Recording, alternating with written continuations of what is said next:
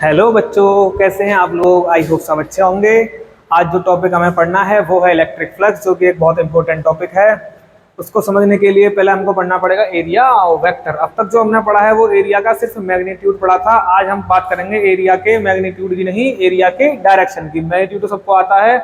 आज हम देखेंगे कि जो एरिया वेक्टर है, एरिया एक वेक्टर क्वांटिटी है, तो उसकी डायरेक्शन क्या होती है। ठीक है, तो चलिए निकालते हैं डायरेक्शन ऑफ एरिया और वेक्टर। हमने एक प्लेन कंसीडर किया है जो कि स्क्वायर प्लेन है, जिसको हमने एक्स वाई एक्सिस पर रखा हुआ है। ठीक है, इसकी जो साइड हमने मानी है वो स्मॉल ए और स्मॉल ए। इसका निकालते हैं हम एरिया और वेक्टर। इसका जो एरिया वेक्टर होगा वो क्या होगा, इसकी लंबाई और चौड़ाई का क्या होगा, क्रॉस प्रोडक्ट। ठीक है, इसकी चौड़ाई है ओसी, इसकी जो विड्थ है वो क्या है ओसी, तो हम इसको कर सकते हैं ओसी क्रॉस ओ ए, या इसको हम कर सकते हैं एरिया वेक्टर बराबर ओ ए क्रॉस ओ सी। ठीक है, दोनों ही बात बिल्कुल वैलिड है। हमारे ऊपर डिपेंड करता है कि हमको ये करना है या ये करना है। ठीक है, दोनों की डायरेक्शन आएंगी बिल्कुल अलग अलग होंगी, लेकिन वो दोनों ही डायरेक्शन सही है। ठीक है, जो डायरेक्शन होती है एरिया वेक्टर की वो प्लेन के नॉर्मल होती है, चाहे आउटवर्ड हो चाहे इनवर्ड हो। जैसे अगर हम बात करें ओ सी क्रॉस ओ ए की, तो देखो ओ सी क्रॉस ओ ए कैसे आएगा, ओ सी क्रॉस ओ ए, तो डायरेक्शन कैसी आएगी, आउटवर्ड। और ओ ए क्रॉस ओ सी करेंगे तो डायरेक्शन कैसी जाएगी, इनवर्ड। इसका मतलब ये नहीं है कि इनमें से कौन सा सही है, इनमें ये दोनों ही सही हैं, दोनों की डायरेक्शन सही है। इसमें हमने क्या किया है, ओ सी क्रॉस ओ ए किया है, उसमें क्या किया है हमने, ओ ए क्रॉस ए सी। तो ये हमारे ऊपर डिपेंड करता है कि हमको डायरेक्शन आउटवर्ड लेनी है या इनवर्ड, अपने कन्वीनियंस के हिसाब से। तो दोनों ही बात सही है। अगर इसका मैग्नीट्यूड निकालेंगे तो कैसे निकलेगा, ये निकलेगा A equals to magnitude of O C into magnitude of O A into sine theta into N cap. ये एन कैप क्या बता रहा है, डायरेक्शन।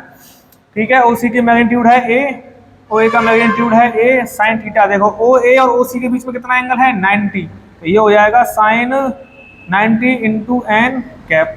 तो ये ए स्क्वायर साइन 90 की वैल्यू कितनी होती है, और ये एन कैप कितना आएगा। देखो जब हम ओ सी क्रॉस ओ ए कर रहे हैं, जब हम ओ सी क्रॉस ओ ए कर रहे हैं तो डायरेक्शन कैसी आ रही है हमारी, थंब कैसा है, ये क्या लगाया है मैंने, राइट हैंड थंब रूल। ठीक है, तो डायरेक्शन कैसी आ रही है, आउटवर्ड टू द प्लेन। तो आउटवर्ड बोले तो के डायरेक्शन क्या है, ये के, तो इसको हम बोल देंगे के कैप। तो ये हो गया हमारा एरिया वेक्टर। ठीक है, ये भी आंसर बिल्कुल सही है। अगर बात करें हम उसकी, तो ये भी देखो ये कैसा आया है, आउटवर्ड। इसमें कैसे आएगा, इनवर्ड, क्योंकि इसमें हम उल्टा कर रहे हैं। तो area vector equals to mod of O A magnitude यानी कि mod of O C into sine theta into N cap. तो ये क्या आ रहा है, ओ ए का मैग्नीट्यूड है ए, इसका भी मैग्नीट्यूड ए, और साइन 90 की वैल्यू 1 इंटू एन कैप। तो ये आएगा ए स्क्वायर। और देखो अगर हम करेंगे ओ ए क्रॉस ओ सी, तो मेरा थंब कैसे जा रहा है, इनवर्ड। ठीक है, इसकी डायरेक्शन कैसी होगी, माइनस के कैप। तो अगर हमारे पास 2D सरफेस है, 2 डायमेंशनल सरफेस है, तो उसकी डायरेक्शन को हम इनवर्ड और आउटवर्ड प्लेन के नॉर्मल कैसे भी ले सकते हैं, कोई भी रूल नहीं है, कोई भी दिक्कत नहीं है। एज पर आवर कन्वीनियंस हम डायरेक्शन को कैसे भी डिसाइड कर सकते हैं, बस वो प्लेन के नॉर्मल होनी चाहिए, चाहे इनवर्ड हो चाहे आउटवर्ड। तो फॉर 2D सरफेस जिसको क्या बोलते हैं, ओपन सरफेस, क्या बोलते हैं, ओपन सरफेस, जो डायरेक्शन है वो क्या होती है, normal to plane, normal to plane. ठीक है, अब चाहे उसको आप इनवर्ड लो चाहे उसको आप आउटवर्ड लो, इट्स अप टू यू। और जो 3D सरफेस है अपने, फॉर 3D सरफेस जिसको हम बोलते हैं क्लोज्ड सरफेस, क्या बोलते हैं, क्लोज्ड सरफेस, उसके लिए जो डायरेक्शन होती है वो हमेशा प्लेन के आउटवर्ड ही लेनी है, आउटवर्ड टू द प्लेन। कैसी लेनी है, outward to the plane of surface. जो 3D सरफेस है हमारा, उसके प्लेन की हमेशा कैसी लेनी है, आउटवर्ड। 2D में हम आउटवर्ड इनवर्ड दोनों कंसीडर कर सकते हैं, लेकिन 3D में हमको सिर्फ आउटवर्ड ही लेनी है। ठीक है, चलिए इसको आप नोट कर सकते हैं पॉज करके, फिर आगे पढ़ते हैं इलेक्ट्रिक फ्लक्स को अपन। तो अब बात करेंगे हम इलेक्ट्रिक फ्लक्स की। तो इलेक्ट्रिक फ्लक्स कुछ नहीं है, इलेक्ट्रिक फ्लक्स किसी एरिया में से पास होने वाली इलेक्ट्रिक फील्ड लाइंस जो उस एरिया के कैसे हो, नॉर्मल हो, वही क्या है उस एरिया का electric flux. The electric field line passing through a area perpendicular to that area is electric flux. ठीक है, तो इलेक्ट्रिक फ्लक्स क्या है? इलेक्ट्रिक फ्लक्स किसी एरिया के थ्रू पास होने वाला इलेक्ट्रिक फील्ड है उस एरिया के नॉर्मल। उसको डिफाइन कर सकते हैं। तो इलेक्ट्रिक फील्ड लाइंस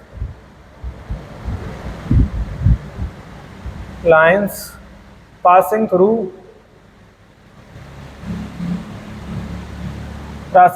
अ प्लेन नॉर्मल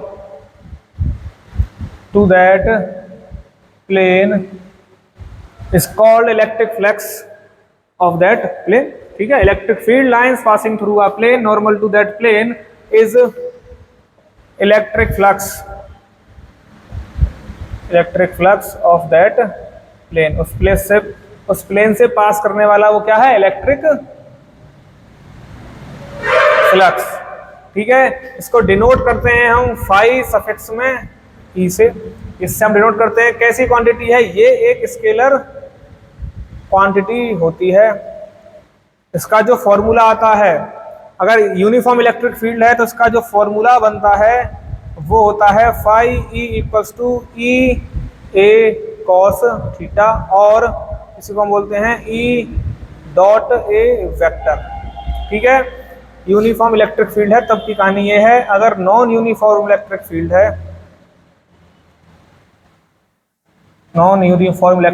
है, तब जो इसका फॉर्मूला होता है फ्लक्स का वो होता है integration, surface integration of E D A cos theta और ई डॉट डी ए। ठीक है, ये यूनिवर्सल फॉर्मूला है। ये चाहे फील्ड यूनिफॉर्म हो नॉन यूनिफॉर्म हो, दोनों में वैलिड है। और ये फॉर्मूला सिर्फ किसके लिए वैलिड है? जब फील्ड कैसा हो? यूनिफॉर्म। ठीक है, अब देखते हैं ये जो फॉर्मूला दोनों आए हैं कैसे आए हैं, ये फॉर्मूला कैसे निकलते हैं। तो फ्लक्स समझ में आ गया। फ्लक्स कुछ नहीं है, electric field lines passing through a plane normal to that plane is electric flux of that plane. उस प्लेन से पास करने वाला जो इलेक्ट्रिक फ्लक्स, इसी प्लेन से पास करने वाला जो इलेक्ट्रिक फ्लक्स होता है वो उस प्लेन के नॉर्मल जितनी भी इलेक्ट्रिक फील्ड लाइंस उस प्लेन से पास कर रही हैं वही होता है the number of electric field lines, है ना। The number of electric field lines passing through a plane, तो ले सकते हैं द नंबर, है ना, नंबर लिखना जरूरी है। The number of electric field lines passing through a plane normal to that plane is the electric flux through the plane, है ना। ठीक है, इंग्लिश को आप करेक्ट कर सकते हो, इंग्लिश में हमें जाना नहीं है। ठीक है, चलिए इसकी यूनिट क्या होती है? इसकी यूनिट होगी, इलेक्ट्रिक फील्ड की यूनिट क्या होती है? न्यूटन पर कूलम, और एरिया की यूनिट क्या होती है? Metre square. तो इसकी जो यूनिट होगी वो क्या होगी? ऐसा ही यूनिट क्या होगी इसकी? तो वो होगी न्यूटन पर कूलम मीटर स्क्वायर। ठीक है, चलिए आप इसको नोट कर सकते हैं। फिर देखते हैं कि ये फॉर्मूले आए हैं ई ए कॉस थीटा और integration E D A cos theta कैसे आए हैं। ठीक है, आगे जो देखते हैं कि ये फॉर्मूले कैसे आए हैं इसके बारे में डिस्कस करते हैं।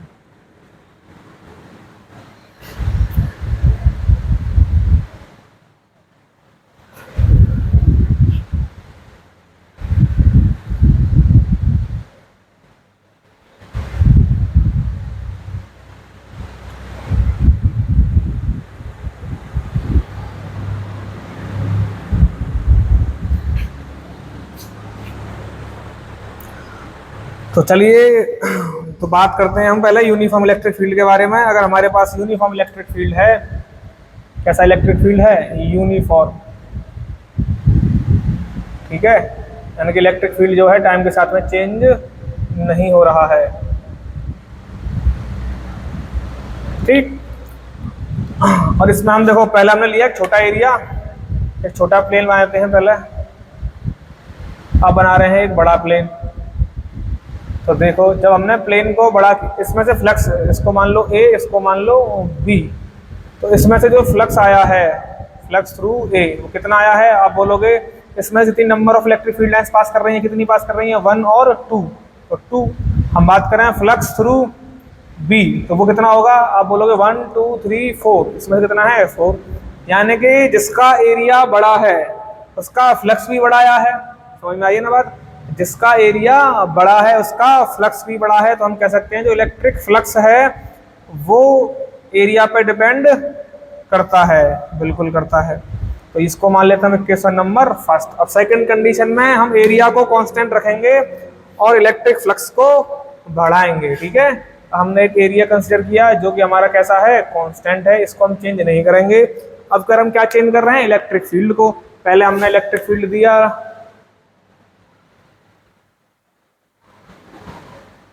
ठीक है, ये है इलेक्ट्रिक फील्ड लाइंस।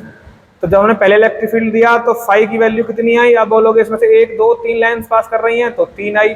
फिर हमने इलेक्ट्रिक फील्ड को बढ़ाया, यानी कि हमने और इसको इलेक्ट्रिक फील्ड दिया। तो अब इसकी इलेक्ट्रिक फील्ड्स की लाइन कितनी आ रही हैं, तो आप बोलोगे अब आ रही हैं ये 1 2 3 4 5, कितनी आ रही हैं 5। यानी कि फ्लक्स इस बात पर भी डिपेंड करता है कि उसमें से कितना इलेक्ट्रिक फील्ड पास कर रहा है। अच्छी बात है, इसको बोलेंगे क्वेश्चन नंबर सेकंड। ठीक है, अगर हम किसी एंगल पर इलेक्ट्रिक फील्ड देते हैं नॉर्मल से तो वो भी देख लेते हैं। ये हमारा एरिया है, लेट्स सपोज ये हमारा इलेक्ट्रिक फील्ड है। ठीक है, एरिया वेक्टर से थीटा एंगल पर, कितने एंगल पर है ये है इसका एरिया वेक्टर और ये है इसका इलेक्ट्रिक फील्ड वेक्टर, है ना। ये कितने एंगल पर दिया है हमने, कोई एंगल मान लिया है थीटा। तो देखो क्या होगा, इस इलेक्ट्रिक फील्ड के दो कंपोनेंट होंगे, एक होगा ई ए कॉस थीटा और एक होगा एक होगा ई कॉस थीटा और एक होगा ई साइन थीटा। ये है ई कॉस थीटा और इधर आएगा ई साइन थीटा, ठीक ना। According to the definition of electric flux, जो इलेक्ट्रिक फील्ड प्लेन के परपेंडिकुलर पास होगा वही उसका फ्लक्स होता है। ठीक है, तो देखो इस प्लेन के परपेंडिकुलर कौन पास कर रहा है, तो वो पास कर रहा है ई कॉस थीटा, यानी कि जो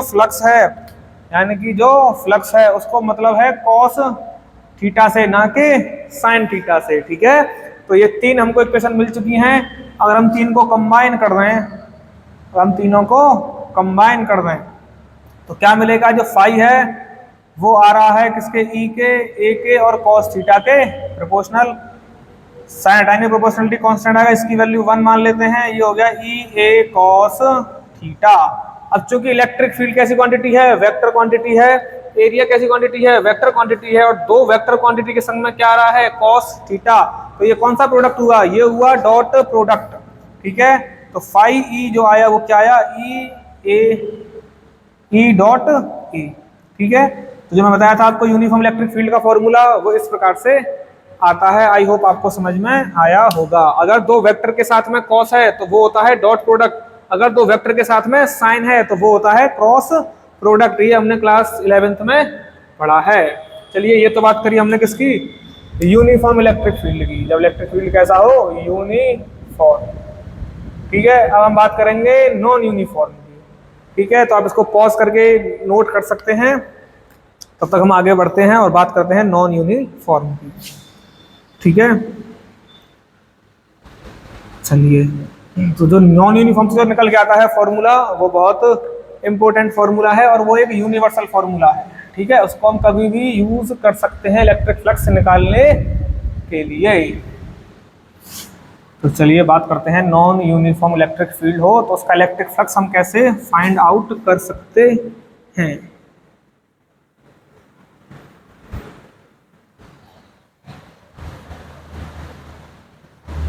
चलिए, मान के लिए चलते हैं कि हमारे पास कोई एक सरफेस है। अब बात किसकी हो रही है, नॉन यूनिफॉर्म इलेक्ट्रिक फील्ड।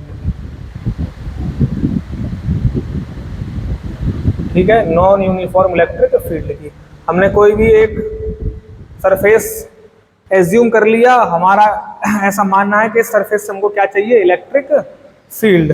तो हम क्या करेंगे, इसमें से एक छोटा सा एलिमेंट कट करेंगे एरिया का, जिसको हम बोलेंगे डी ए।